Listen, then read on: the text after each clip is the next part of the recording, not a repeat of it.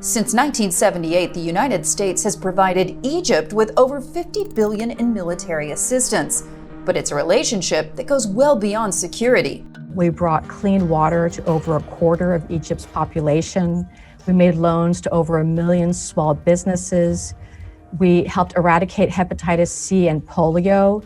And we helped preserve some of Egypt's most famous archaeological sites. If you visited the Sphinx, that beautiful archaeological treasure was preserved thanks to a major engineering project that we undertook in order to reduce the groundwater at the site. And Egypt's economic prosperity is important not just to the Egyptian people and not just to the region, but to the United States and to the American people as well, because a more prosperous Egypt makes a safer world. Over 100 million people today call Egypt home. 80% of all jobs created in the country are small and medium-sized enterprises, and they account for 20% of the country's GDP.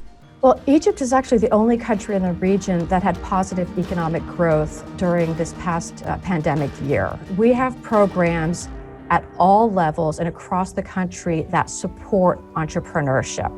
Flat 6 Labs, which is now Egypt's largest startup accelerator, which has helped launch 50 startups, created 10,000 jobs. We send Egyptian entrepreneurs in that field to Silicon Valley so that they can meet with the movers and shakers.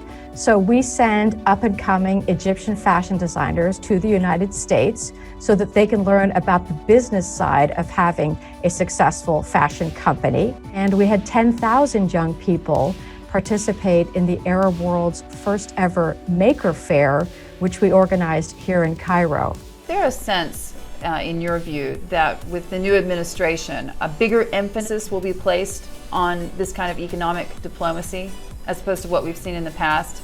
I would really say that our interests in Egypt, including in its economic development and its prosperity, are so solid. They're so foundational to our bilateral relationship with Egypt that what we're doing under the current administration is really continuing and building upon the investments that we have been making in Egypt, working with the Egyptians for 40 years. For CNBC, I'm Hadley Gamble.